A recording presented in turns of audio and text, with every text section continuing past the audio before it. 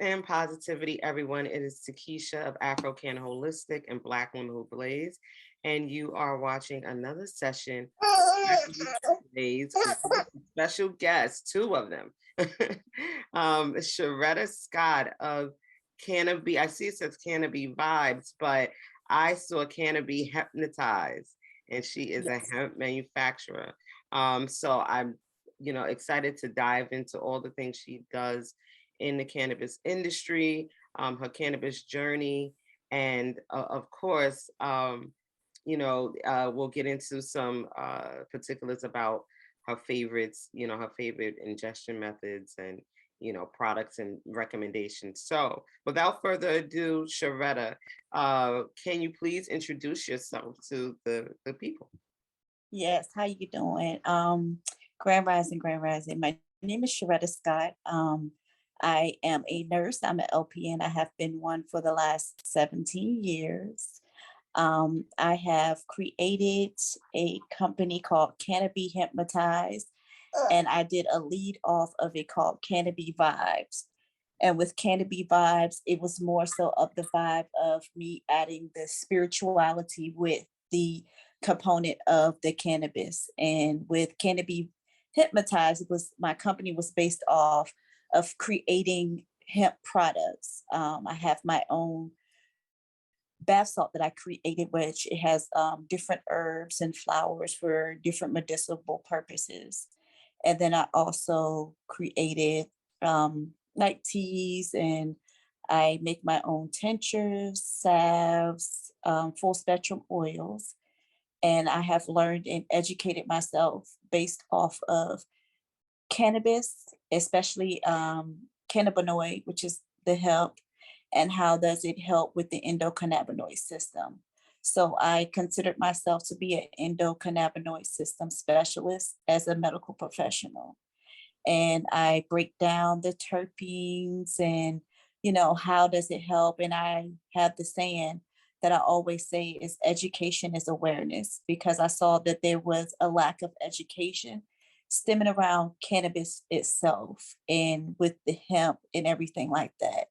And I've noticed that more so when people are educated and they learn the actual true history, maybe even if you give it to them in 30 seconds, they're more reciprocal in trying hemp products and cannabis products themselves. Because everybody thinks that the main way to consume cannabis is smoking. Yeah. So, yeah, that's me all rolled up in one. And every day I try to make sure that I put out affirmations and something that inspires people. And that's why I have the Canopy Vibes. I want to give you that vibe, but I also want you to understand that cannabis shouldn't be taken as this stagnant, that it is a street drug or a tarifa. It should be taken where it is a vibe, it is holistic, it's one with the body. And that's the content that I give off. Yes, yes, I love it. And we met on social media, pretty much Yeah. in rooms. I believe Clubhouse was the first, initial connection. Yeah. In the cannabis rooms on Clubhouse is where a lot of people connect and network and, follow each other on social media. And I started to follow you on IG, so I do see your daily affirmations, which are beautiful. And I love the concept of Cannabee Hypnotize, as your product line. That's so dope. And then bring Thank you. some Cannabee vibes as well. So we'll definitely get into all of your endeavors in within the cannabis industry. And I agree that education is like the key. Education is key first to helping remove stigma. And it's just excellent that you as a healthcare professional see and saw the benefits of cannabis, specifically hemp derived CBD. Yeah. So you're opening up the conversation about CBD as opposed to what we have all been used to and have had access to in the illicit market in the beginning, which was THC. So we really didn't understand CBD. And when the Farm Bill passed in 2018, we didn't know what opportunities opened up for us there. because, Mhm. for a lot of us in the, I would say, Black community, we definitely thought, I know at first I thought that that was a part of spice, or, that's some fake, we like, y'all not gonna, try to okey doke me. Had no idea until I consumed, like, well, wait a minute, it's a whole new lane, and this affects me differently, and I enjoy it. Mhm.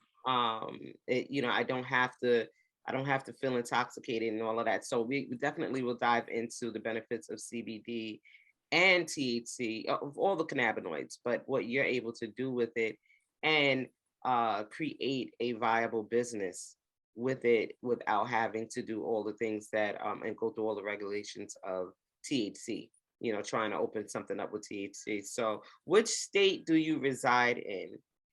I reside in the state of Virginia. I am down here in what we call the Tidewater area, which is down in the southeast of Virginia, close to the border of North Carolina.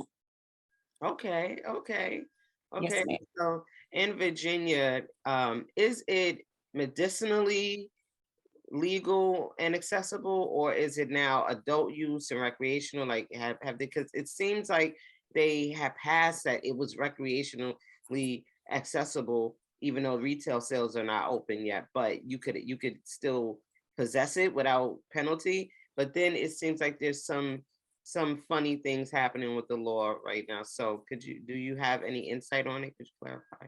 Yes, I do. So in the state of Virginia, it is legal for medical marijuana, and you have to go into a doctor, and it has to be a doctor that comes from the Board of Pharmacy for Virginia. And this is not covered through your insurance, so you have to pay the fee when you go. So you have to go when you get the consultation from them, and then they fill out a certificate, and it's a paper, it's a certificate that they fill out, and from there you have to go on to the board of the pharmacology, and you go up there and you have to apply for a medical card. But as of um, as of February and March, when the Virginia General Assembly came aboard, they put out a new bill that would stop individuals for having to go and get the actual um, medical card because the process was taking so long. So basically, now what they'll do is, as of July 1st, you can go and get the consultation from the health professional that is licensed and has the okay and okay from the state of Virginia to prescribe the certification. And your certification is what you will be using to go into the dispensaries in Virginia. But as far as recreational, they have it where it's kind of iffy. So they have the recreational part where you can do adult sharing, whereas I come with the ounce and you come with the ounce. We're in a private location, that's the home, but we can exchange, but you can't come with an ounce and say, okay, we're in the privacy of my home and I'm going to charge you for this, because that's a part of the law that you can't charge, you can't gift. Like, they were terminating the thing, like, because we're so close to DC. So, in DC, they do the gifting method, and we're not allowed to do that. We're not even allowed to actually have seeds come across the state lines, but they allowed us to have 4 plants in the house in the privacy of your home. And it was too mature and it's too immature plants. But as far as the recreational part, you can smoke long, you can consume long as it's in your home. And now you cannot drive and consume, because then now that is the law where it is gives you DWI, which is driving under the influence Right. or drive, so that is a sticky part. And then in the state of Virginia, if you have an ounce or less, it is not a felony charge. It is actually like a little civic $25 charge. But in Virginia now, with the General Assembly, they have pushed bills to change that. So they're trying to change it where they're going to make it where if you do get caught with an ounce, you get 6 months of prison time, jail time, or, yes, they're like changing the laws where it's basically like they're targeting, and so it's kind of like a little iffy thing. It's like you have to be careful here in Virginia. So it's like, you can have like a private party and you all can be consuming in the privacy in a private party. And it's like about the promotion and promoting it and stuff. So, but like I tell people, well, you're in Virginia. In Virginia, we are the Commonwealth. So it may seem like the law is in the favor of the people, but then there's also some different wording in there that will Right. kind of trick you up. So I tell people, if you don't know what the word means, please look it up, because then you're assuming that it means this and this is not what it means. So, Right. when you look up adult sharing, it's just like basically, when you come over to a friend's house and you bring a bottle of wine and they have a bottle of wine, we're sharing.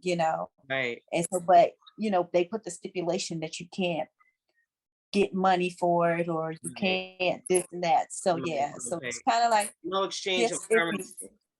Yes, yes. So it's kind of iffy. So we have a lot of laws that are going on right now. Like they're trying to they're trying to hinder the hemp industry itself here in Virginia. Mhm. They had a law where um, they had brought up to the Virginia Assembly targeting the edible products where they have like, the Captain Crunch and all that, where it says it Right. looks too much like the real thing and children were ingesting it. So the law was, it was a bill that was created that was supposed to be like you couldn't package it in, packaging that looked in a perspective of what, a child would see, like the Captain Right. Crunch or Right. Skittles, stuff like that. Right. But as it got passed, they slipped in there after it got passed that it would prohibit all THC products. And that would be Delta 8, Delta 10 products, and Delta 9, which is the THC Yeah. derivative, Right. Yeah, so basically it was just like put a hinder on the hemp industry because lately, what's been popular is the CBD, but it's been the Delta. CBD itself and Delta 8. Delta 8 and Delta 10 has been very popular. Yeah. And Delta 8 really gives you that feeling as if you have Delta 9. It doesn't last as long. So you do get the psychotropic feeling and the euphoric with that. Mhm. And so that was kind of people's way of getting around, the Right. It was a THC. loophole, a Yeah. gray area. Mhm. And I mean, Yes. gray areas don't last. I mean, that's what it is. You touch Yes. on so many things that are happening in other states as well. When you spoke about the gifting that was created and started, I believe, in DC, and then New Yes, York ma'am. has kind of adopted that. But gifting, for the definition of it for me, is you giving something without an exchange. You know, Yes. during the holiday seasons when we give gifts, it may be we're exchanging gifts, but you're giving it without a monetary exchange. So I understand how they would see that as a way to kind of not, go through the licensing process, which, people are going to find ways because the licensing process is stringent. There are challenges and barriers for those who are not readily set up to go for the license, and the way that they're accelerating the licenses, the lotteries, and getting Mhm. access before people are truly prepared, it leaves a whole group of us out of the game. So this is why they operate in such gray areas.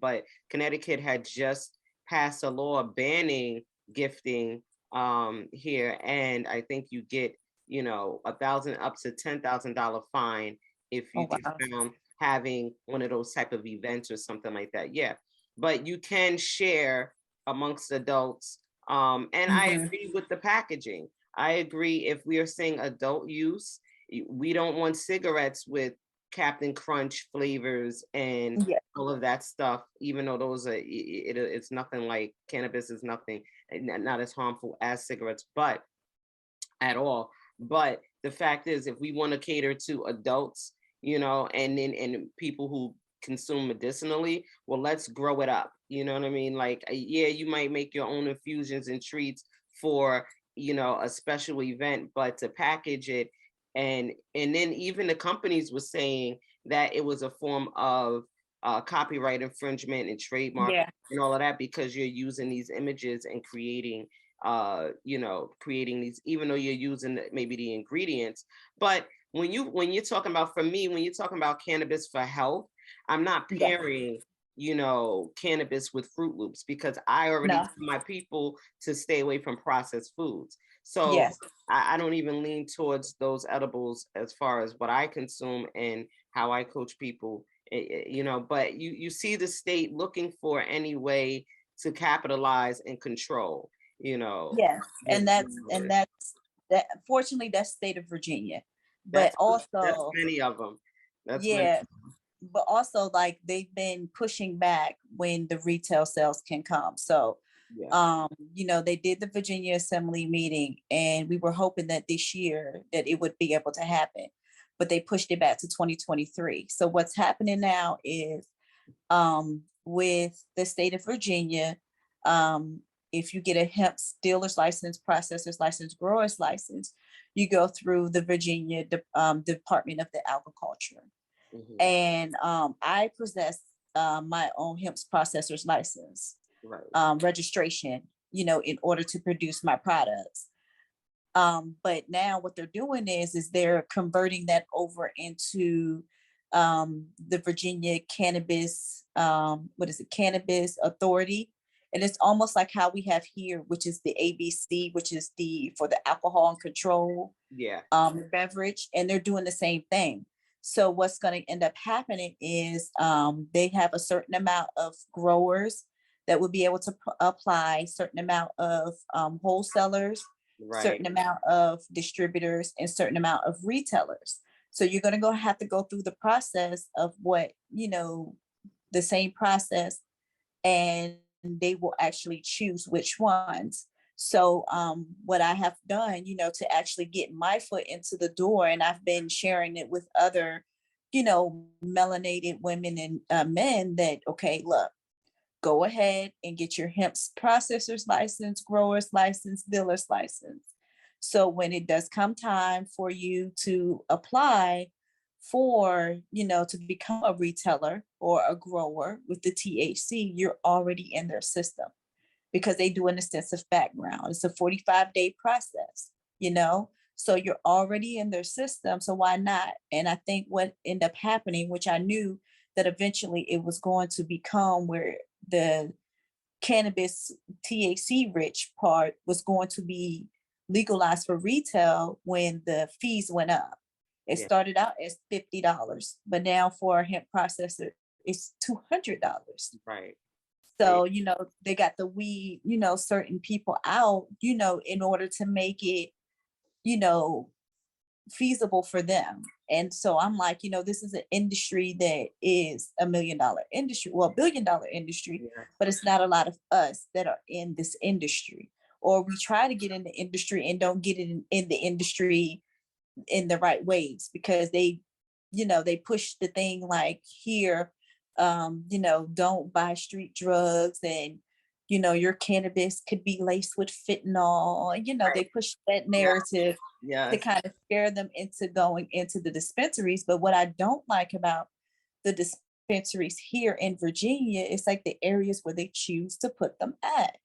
And a lot of the areas have either low and middle income melanated people in the community. And my thing is like, okay, you put this here in the community, and we know that you're bringing other people back into our community, but what are you giving to the Yeah. community? Yes. That was my Yeah, question.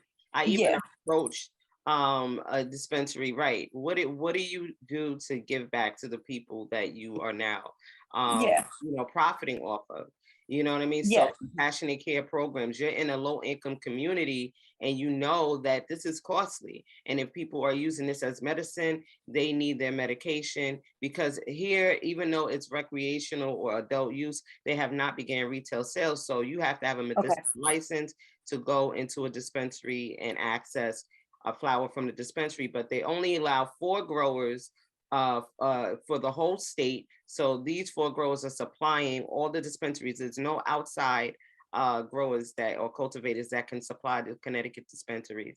And now they've had issues with testing where they're allowing more mold and things like that. Mhm. It's sub quality or poor quality flour. And you have craft growers, craft cultivators that have been doing this for years and don't have the opportunity, again, like you said, to get the licenses, because there's a certain amount of licenses that they're Yes. allowing. Then there's a lottery. Even if you have all your ducks in a row and you find a backer, you still have to be subject to a lottery. You still may not be picked, and this is the first round, but this is what we're talking about, especially when you're speaking about equity. This is not equitable. Yeah. And this is It why the policies have to be addressed. yeah, and that's the thing about it to me is the social equity, the ethnic equity in it, because like when I looked in order to become a dispensary here in Virginia, you had to give $60,000 Mm, to apply, and you don't know if you're going to be picked or not, and it's non-refundable. So I'm like, wait a minute. So that kind right. of threw out a lot of people because they were like, no, I don't have that money like that. But then when you start researching the dispensaries and who backs them, you notice that these other people that back these people are not even From from, Virginia. they're Right. not only not from Virginia, but most of them are not from the United States. They're from overseas. Yes, yes, this is what's happening here, where Yeah. you have MSO multi-state operators and multi-country operators coming Yes. in, and they're funding them, and which I get it. If you are all set and ready and you have the opportunity and you know that you can make change in your community and do it better than some of these others, you can get the backing. That's another initiative that I hope that can get started with Black Women Who Blaze. Is we can start to speak for about funding. Like, we have all of these these businesses, but we need funding to scale them to be able to help more people and do more good. And so I hope that eventually we can network and collab and create some type of initiative that will help us get access to funds, as Black women, because there's money out there and I see venture Yes. capitalists looking to invest, but let's get ourselves set up to be investable. That I agree too, but then you also have to be careful because I've seen some people use the melanin or Black women as their face of their products, and then once it becomes popular and our people get it, they move them out of the way, and they wasn't even the original owners. They just used their face to will us in, Right, and right. it's just like, to me, that is not fair because now you're using the divine feminine Mm-hmm, mm-hmm. to make your money, and then when you make it like your products are so good, and once you get the people and the money is coming, then it's like your products just take a turn and go for the worse. Yeah, I've seen that And for so many Black owned yeah. or so-called Black owned businesses and products. But Mhm. the thing is, if I understand both ways. Like, we want something created and curated by us and continuing to feed our people. We want to see our communities invested in with businesses that have been started by people that live in our community or from our community. And Yeah. we want to sustain it. But oftentimes, what happens is we scale, and when we do scale, like me, I'm a serial entrepreneur. So if Mhm. you have the opportunity to sell, and be able to do, move on to something else that you wanted to get, involved in and do better. Maybe you started a product line and now, you sold it, but you really wanted to get into real estate developing. And so now you sold that product line for however many, 50 million. And now you can get into really developing Yeah. community. I can see something like that, you know what I mean, happening. Mhm. That's my goals. Those are my big lofty dreams and goals, to be able to develop a communities. And that would you saying that we are serial business owners ourselves, and we do things to benefit and help with the community. And I do love that. But then it's also too, it's like before you go and sell, you making sure that you building your legacy. That's right. And the legacy is the biggest part and the biggest thing, even about the cannabis. And it's just like, our people, the melanated people, the Black people suffered so much because of cannabis. With the history of cannabis being targeted, we are still being targeted. Yes. Because look at the laws, and even becoming growers, becoming, this and becoming that. Even here in the state of Virginia, the governor that we did have before we got the governor now, they were putting in this initiative that any people who had served time and had any type of charges that stemmed from any type of drugs, being cannabis, that they would be first in line in order to get the grower's license and everything like that, because that was part of the reparations for them. But then once the new people came in, they changed it up. And it's like we're still dealing with that, because even though, like you said, when you said they made the comment with the CBD when it first came out, you thought it was spice. And that's the biggest part about me teaching and educating, because they be like, oh, that's that big weed, that's that spice. But then I pop it open and I let them smell it, and they be like, wait a minute, you sure?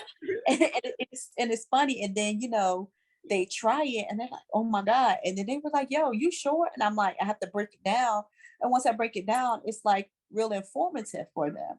And so like with me, education is so big, because as a nurse, we are our patients' advocates. When you go to the doctor's office, you see the nurse more than you see the doctor. That's right. The nurse is the one that asks you the questions. The nurse is one that does this. The nurse does that. She writes down everything. And before the doctor even comes in to speak to you, the doctor already has a diagnosis because of what the nurse already wrote down. Right. And so it's just like with me being a medical professional and me being a business owner of other businesses, when I became with my other businesses, I was like, this is not going, being in the doctor's offices and the hospitals and all that, the nursing home is not going to consume me. But then when I had the opportunity to do the cannabis, because already in my home, we do holistic. Holistic is the biggest thing. I will make up some herbs, herbs. I'll get local honey. We're not doing allergies, local honey, and all of that and everything like that, because like that's the biggest part. And I think they said, like, when I was in nursing school, it was so funny because they said the most hard-headed patients is people that are in the medical industry. This is a fact. And that's because we learned that a lot of this stuff doesn't even work. Most of the stuff is placebo. Right. So that's even with some of the cannabis with the dispensaries doing. Some of these cannabis, like we have foods that we look for that's non-GMO. Well, some of this cannabis that they're pushing out is GMO. Well, we know it's all genetic. Listen, let's be clear. We're not going to get, a full-on, what they would call indica sativa or what have you. Everything is cultivated in hybrid, and this is how they're able to up the THC levels, because they manipulate the plant to do what they needed to do. So we know, if people, it is genetically modified, folks. If you're looking for non-GMO cannabis, I don't know where you're gonna find that at. Let me know, plug me in. Okay. Exactly. Okay. So, but I agree that as healthcare professionals, we are when you work in the healthcare industry, you do become one of the most difficult, what they would consider patients. And that's just because you're informed and you do ask questions and you do understand. And that's what helped me lean towards what they would call alternative, but it is natural. Really go back to my ancestral roots of how I maintain my health and my family. And cannabis is part of it. Cannabis is part of it. So the policies are being created, and this is why we created the Cannabis Policy Research Group to dive into policy federally, that's being created before it's passed, and then all these all these state laws that are passing that need to Mhm. be revisited, because they're revisiting it and they are creating amendments, and we need to let them know that we don't agree. So, as consumers and producers and business and advocates, we have to lend our voice to what they're doing. They don't know what they're doing. They don't consume it. No, Okay. And so they just education is definitely key. At the Cannabis Coaching Institute, we yeah. do have a certified educators program. You become a certified educator in 12 weeks. You could, know what you need to know, be certified, and launch your first project, educating the public about the benefits of cannabis and Hmm. all the cannabinoids and all the terpenes and all the things. So that link will definitely be in the description. But I want to dive into your journey. Okay. And Yeah. and so, are you a medicinal card holder in Virginia? No, I'm not a medicinal card holder in Virginia. I decided not to become one because in with a nurse, you um, it's real strict about consuming the THC. Mm. Now the hemp is fine and everything like that, but we've had instance where even with nurses having medical cards, they were trying to pull their license. Wow. Yeah, so it's still kind of a little sticky. But I do consume CBD, Mhm. which is hemp. And in order for my clients and for me to educate, I have to know what it is. I can't educate somebody about something that I've never tried or never had. Right. So I did consume, I did, pre-rolls and everything, but my main way of consuming and that I liked and I enjoy with the hemp products is tinctures. Okay. Um, because the tincture is so versatile. So you can add a couple of drops to your tea, your coffee, your That's food. crazy. Yes, yes. Your food and everything like that. And then I also like the fact that with my tincture, I can actually mix it in with my bath and, be good to go and everything like that. So I used it more so for to try, but it helped with my pain, like my knees or like I've broken like my collarbone and I've broken like my foot and when I was a little girl. I broke my femur bone. So every now and then, when it gets really cold, or the rain comes, I got pain. So it works for that. So I may use the tincture or I may just use some of my salve that I've made. And I really like it because it's very relaxing. You do have your sativas and you have your indicas and you can tell the difference. You can tell the difference from the head high and the body high. And it to me, when people first come into it, especially I call them the baby boomers.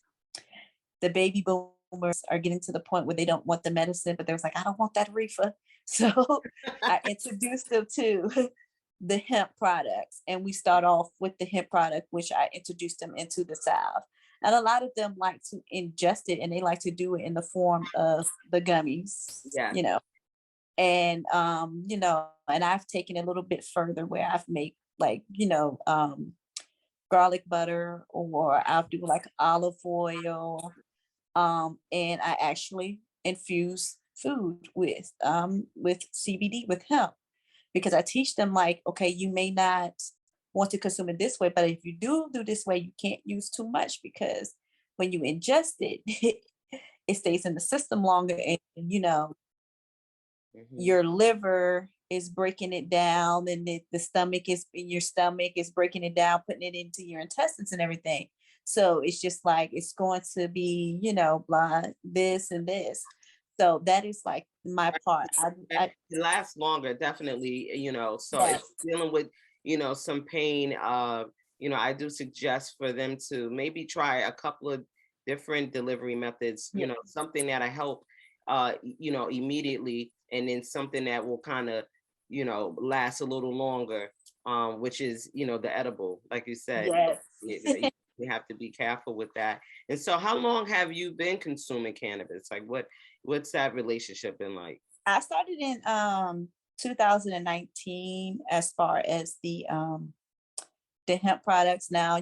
Back in the day when I was younger, I consumed, Right. my early teens and 20s. I consumed, but it was more so, we were consuming and it was this and it was that. It wasn't more so for the medicinal part. Now Right. that I'm older and more seasoned, I understand the medicinal part. I understand why, your grandma and all them, used to have their little Yeah. trinkets and stuff. We didn't know what it was as kids. And I understood why they say, babe, I got to go take my medicine. I'll be back. And so now I understand that part because it helps in so many ways. Like if you having points, if you're ADHD, you can't get your mind to settle, you smoke the right strand, your Mm-hmm. mind settle. And everybody wants to go for the THC and all of that. And I'm like, no. I'm like, it's the terpenes. And they be like, what is a terpene? I be like, yo, like your seasoning, your essential oils.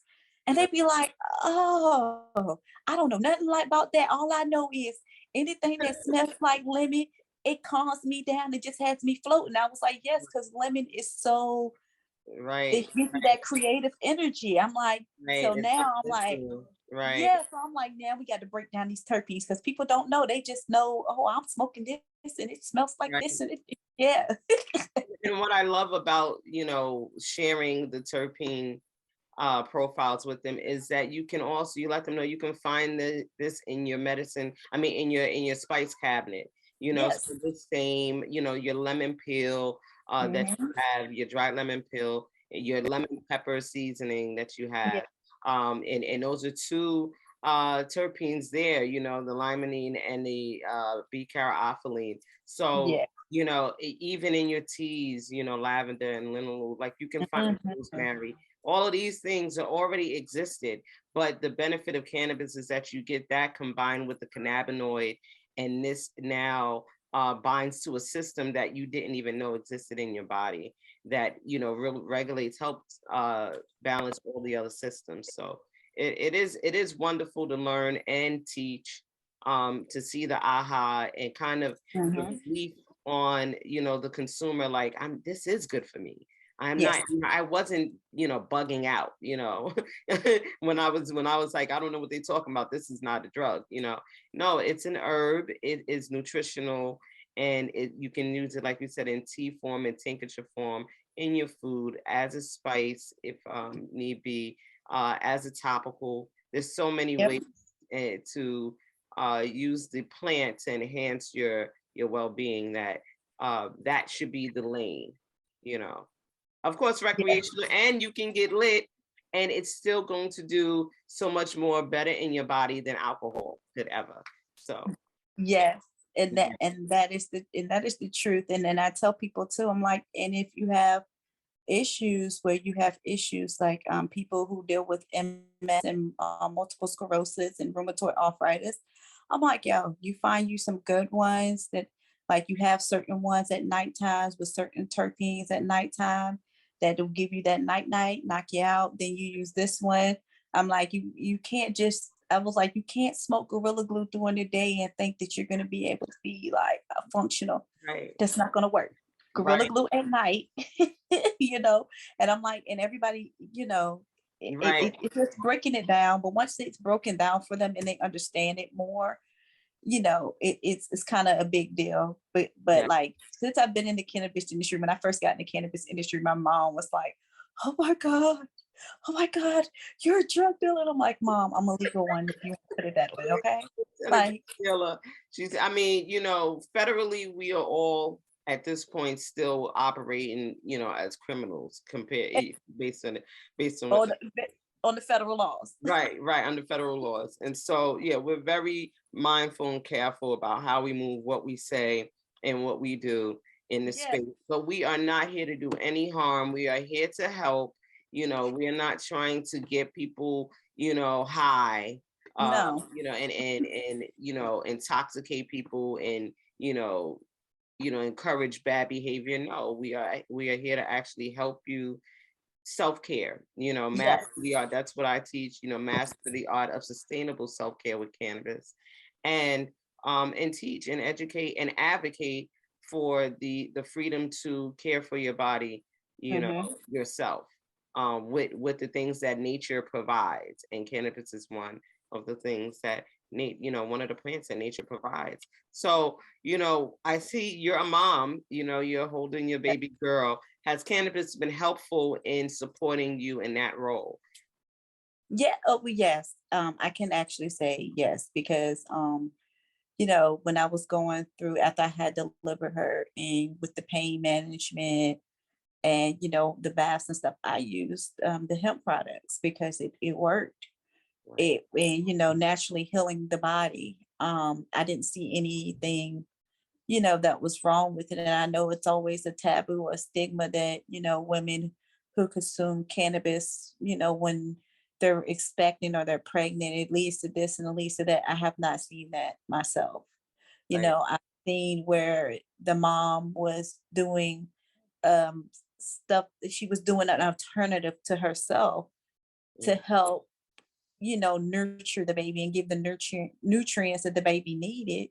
Because all these medicines they give you, you're pushing it into your body, but you don't know what effects it has on your child. Hmm. Versus cannabis is not going to do nothing to your child. Cannabis is going to, calm you down so you can eat, make it that you can clear your mind and and consume and everything like that. But it has helped me. My kids, they do know that we are in the cannabis industry. They know that we do sell CBD products, and so they know the difference. They know what it looks like. They're Right. like, yeah, that's CBD or cannabinoid or hemp. So my children, they do know. We allow them to know.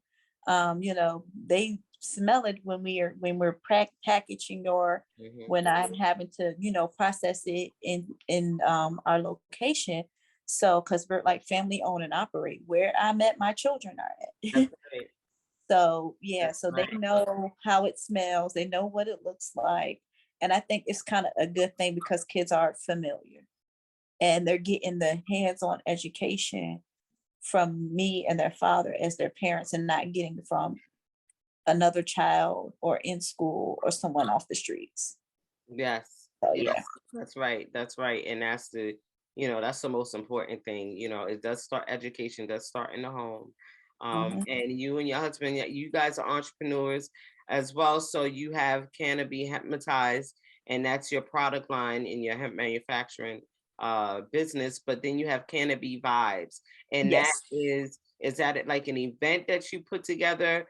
I know I heard Um, you mentioned a podcast happening. yes. Well, the Cannabis Vibes is more so of me combining my spiritual business and the cannabis business together and doing a podcast. So I already have another podcast that I do. It's called Spiritual Gangster. And it's under my tag name, Black Butterfly Ocean, where I talk more in the sense of what's going on spiritually. But then we also have um, a convenience store, like a mom and pop style bodega that we do have here. And we also have a cleaning business, and then we have what is called the One Love Fest 757, which Right. we created back in September. And we started that in July of last year because we wanted to give back to the community. We've been in business for over 10 years, and we wanted to give some appreciation and thanks to, our customers, our supporters, and everything like that. So we decided to do something that would bring, you know, generational wealth back into the community. So Yeah. we decided to host our own pop-up shop, which was called One Love Fest. And what we did was we got a landmark, a historical landmark, which is Military Circle Mall, which is located in Norfolk, Virginia. And it was built in the 70s, and it's a well-known mall. And we got into the parking lot out there and we did host an event. And this event was it was for not for profit. Everything that was paid to us went back out into the community. We Mm. gave away book bags, and we had 85 vendors for both days. It was a Friday and Saturday, and each one of our vendors we gave them gift cards just to tell them thank you. And it turned out to be something very phenomenal. We met a lot of people in a lot of places, and we had food vendors. We had all types of vendors. We had people that did press on nails, Wow.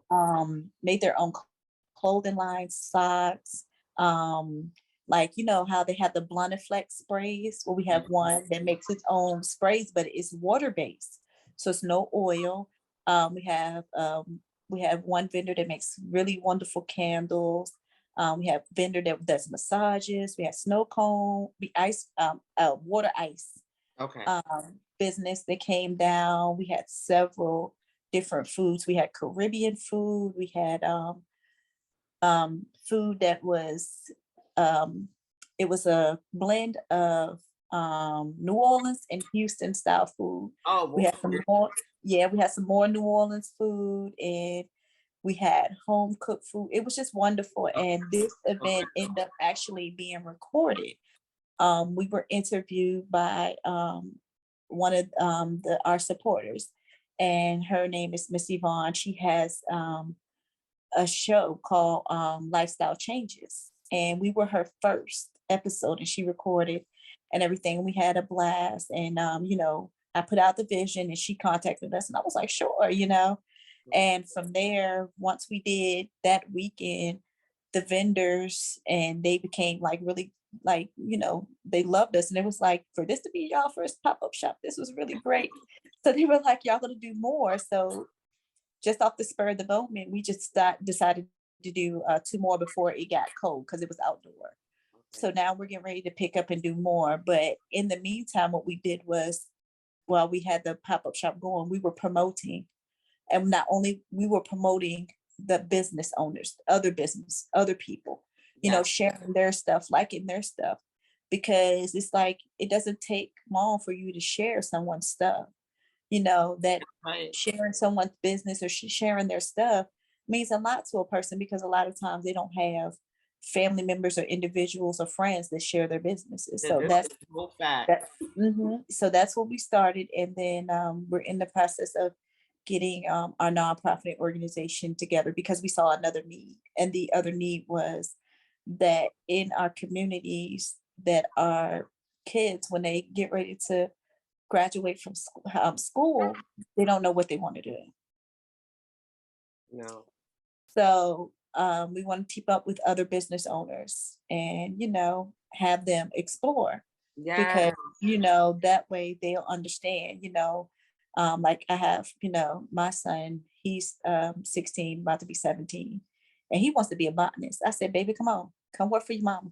We're going to work together. That's Because my thing is, I really, truly, as a nurse, I want to set the bar. I'm not saying I want to, but I'm going to open my own dispensary. yeah. I'm already teaching the education component. And a lot of times when you have the dispensaries, you know, one of the components of being a dispensary, you have to have that educational part. And what more of an educational part coming for somebody who's a medical professional, Right. especially me touching on the niche of people that feel secure with what the doctor says and what the nurses say. So Yeah. if you have a medical professional that's in the industry and they're showing you this and that and they're giving you the details as if you're in the doctor's office, they'll be willing to consume it more than just a regular family member just telling them. Right, right, right. People trust their medical professionals. So that's Yes, why it's important for medical professionals to be educated about cannabis, you know, yes, when, especially when those are prepared to now prescribe, you know, they don't consume, but they prescribe, well, at least be educated about the plant, about what it does in the body, and, you know, before you prescribe it. And then people can seek education from people like us. I'm a cannabis health coach. So that's what I do when people get their prescription and now they are on their way to the dispensary. Oftentimes they don't know what to do and what to use and how to use it, what product is best for this specific condition. You know, what, like you said, you know, should I inhale it? Should I have an edible? What dose should I take? So this is what I became certified in at the Cannabis Coaching Institute and did the coaching program, but now they have the certified educators program. which is a shorter time, and you educate public and not work with people one to one. And now that's the prerequisite into becoming the actual coach. But we have a lot of medical professionals that get involved and get the educators Yes. certification and the coaching. And Yep. I met a lot of nurses, there's some doctors, there's some therapists, all sorts, and all people from all walks of life that know that having the education portion of cannabis is key in order to help remove the stigma, Yep. remove the stereotype, to help get it legalized. And even after legalization, there's just so much work that has to be done. Do you think legalization will happen this year, federal? Um, I'm hoping so because it needs to happen. And I'm saying that because, like, when it comes down to it's been proven. There's studies that shown, and even the government themselves have been doing programs. At and most people don't know, and I'm going to step on some people's toes when I say yes, your government has been doing trials and everything at Old Miss, okay? Mhm. At Old Miss, they've been doing trials, and since I'm not going to mention the time frame, but it's for a long period of time. They've had a certain amount of people where they sent the actual cannabis that they've grown themselves to them and let them try and see how they like it. And what does it do? Did it work with this and everything like this? So just know that everything that's happening through the government, they're making their money and they have made their money. Yeah, And they're still making their money in the reference of setting the laws. yeah, Because like I said, history repeats itself. So we're back at doing the Marijuana Tax Act of 1917, okay? right, Because in order for you to go get a medical card, you have to pay the doctor to get the certificate, and you have to pay whomever you need to pay to get your medical card.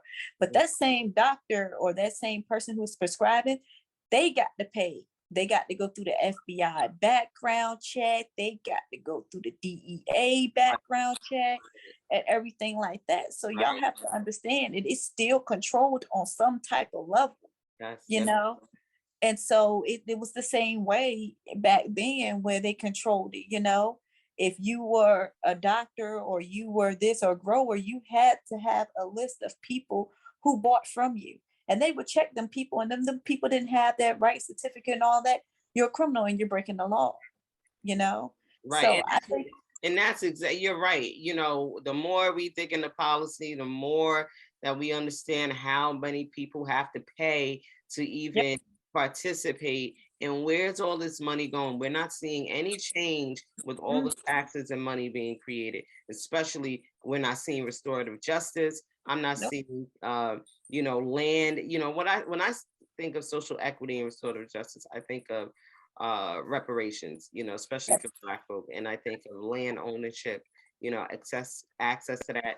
We need commercial mm, real estate ownership, as well. Like all of these things should be put in place before they had, busted wide open. So yeah, for me, I don't know if it's gonna happen this year. I'm doing my part to make sure that if it does, whatever policies created, I make sure that I let my reps know that I don't agree or I do agree, and this is what yep, I feel like should be spoken on and added to it. And whatever that takes, that's the point. Especially me, being involved in the industry, I plan to be here.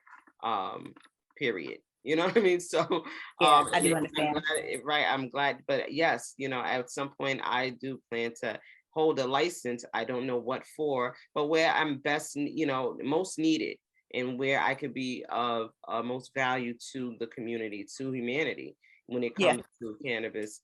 And herbs anyway, because I deal with herbs, and cannabis is just one yeah, of them. One of exactly. many. So, what my last question is, what message do you have for other Black women who want to get involved in the cannabis industry, and bring their expertise or their gifts and talents to the space? What should they do?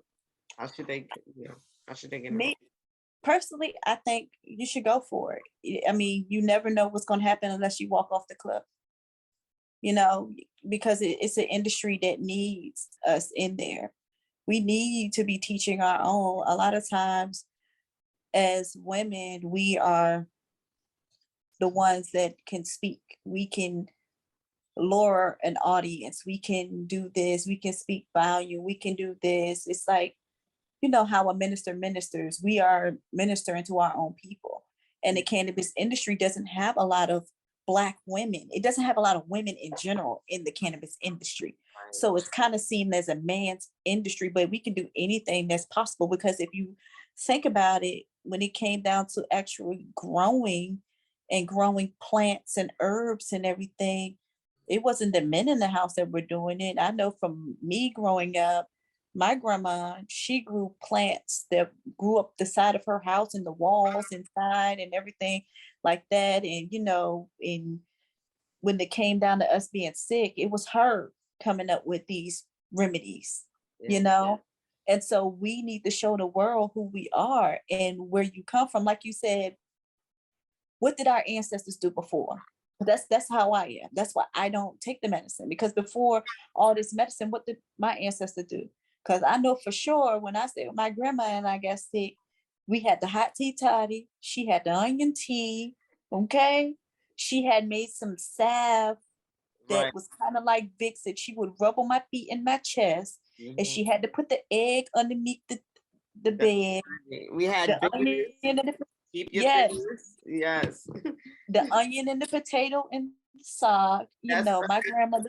my grandmother lived by cod liver oil that you had to take once a month to clean you out. Like, you know, it's what it needs to be bought. We need to bring it back. Yeah. Because our people have gotten so focused on taking medicine and the processed food and the quick foods and the quick ideas. Like, I don't have a green thumb like my grandmother, but I'm going to learn for the sake of my children and myself, because this is what I saw, you know? So even with stemming down to the remedies, even with my young baby and my children, you know, as my grandma said, you feeding your baby and you done fed the baby and you eating and the baby looking at you, you might as well go ahead and get the baby some. Because the baby ready to eat. You know, they had their own ways. So we have to keep those same traditions and same things alive. And it's just like, you know, as I got older, I got more wiser. And spiritually, I kind of went back spiritually to where do we come from? You know? And cannabis was a part of our spirituality. If people want to be free. And hemp was a part of everything. And if they really do the history and they know the Constitution is written on hemp paper, so we already had hemp here. Okay. Yeah. So, but I would tell them, just go ahead, lead with your heart, find your niche, find who you are, and don't be afraid to speak up, because a lot of times we're afraid to speak up because people are going to think less of us. But either way, if you don't speak up or you do speak up, they're going to think what they're going to think. So why not speak up and be you and walk in your light? You know, like lately the Rihanna song, Shine Bright Like a Diamond, has been in my head, because, you know, we are the diamonds in the rough. You know, everybody can go around and preaching this and I do this and I do that, trying to look like the diamond, but they actually Cuban zirconia and looking all shiny and stuff. But then once you scratch them, they get a little raffled up. They got scratches all over. Diamonds, you can scratch a diamond with a key, and a diamond will not get scratched. Now, a diamond will get dull, but all you got to do is just clean it and shine it. Right. Clean yourself off, shine yourself up, and keep moving. And that's how it is. Because ever since 10 years ago, almost 11 years ago, me and my husband became entrepreneurs and business owners. We've never looked back. And with me having my nursing license and I became a business owner, I said, I will never work for someone else again. Now I will be my own person. And if you would like to do any business with me, I will be a consultant. I can consult you because you're going to pay me as a consultant. But once you get that taste of that freedom and you being your own business owner, you don't look back because you have the freedom. You're building your legacy. And I'll say, just go ahead and build your legacy. Yes, yes, I love it. I love it. Thank you. That's right. That's what we are here to do, is build and leave a legacy. You know, Mhm, what is, someone said, what revolution are you leading while you're here? mhm. And I thought that was definitely a great question. And once you decide what it is you want to do, I would suggest get educated. I went through the Cannabis Coaching Institute. There are plenty of platforms out there, but if you're interested, I will leave the link in the description and you can join via my link. And I will see you there as a grad mentor. I do also help guide students through the process within the program. So yeah, I believe the first step would be to educate yourself about not just the plant, but about the industry. And Mhm. because it is a lot to learn, and we are here to help and support. There is another sister, Rachel Selah of Cannabis for the Culture, that's also in Virginia. I would love for you ladies to connect, because like Okay. your One Love Fest, I'm quite sure she would love to be a part of it. So when you put that back to, when that's up and running again, the next one. So I would love to connect you ladies, or, through IG or what have you. But I'm hoping to have something with all the ladies that have been featured so far, and we can commune and create this network of badass Black women who blaze in the cannabis industry. We not only blaze the plant, but we blaze trails. And if you are a Yeah. Black woman who consumes cannabis for your health, you are an entrepreneur in the space, or you are even employed, we want to hear from you, learn about your journey, talk about your successes and some of the challenges that you face, and what you need help. Where do you need help? Because that's what we're here for, to provide the visibility and support. Also, check out my website, www.afrocanaholistic.com, if you are having any issues with your health, you're dealing with any body breakdown, and you want guidance in how cannabis can help you bring balance back into your life. If you're looking for a speaker, or an herbal formulation, check out my services. I'm also an ordained minister, but my ministry is cannabis health. So that's my Yeah. focus. For a long time, I was like, oh, am I going to dive deep into spirituality? But I let people walk their own walk. I can Mhm. guide you into some history when it comes into spirituality and consciousness and being aware of who you are. I focus on self mastery overall. So that is what my ministry is. And I combine all of that in Afro-Canna Holistic. So I have services, one-off services as well, sacred home blessings, womb wellness circles, all of those type of things. So we definitely have to connect, on a different platform as well. I'd love to, hear your podcasts, and maybe even come on and speak about Cannabee Vibes and cannabis and spirituality. That'd be so dope. Yes, But ma'am. I will see you in the, clubhouse world, and we're in groups and things like that together. So we'll chat all the time. Thank you for joining me today for this session.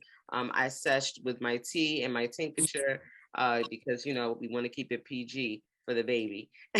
Yes, ma'am.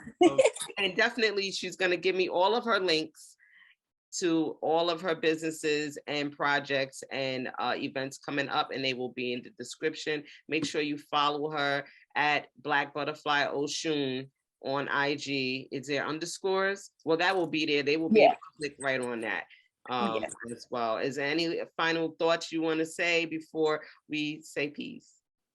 Only final thought that I want to say is make sure when you are out here that you speaking in authority with the I am. I am my own creator. I am in control. I am the creator of my own destiny. Just remember, I am. That's it. Yes, yes, love it. Ashe, Thank Ashe, you. Ashe. Okay, peace and love, everyone. Again, hit us up, support the platform, like, subscribe, and share. And until next time.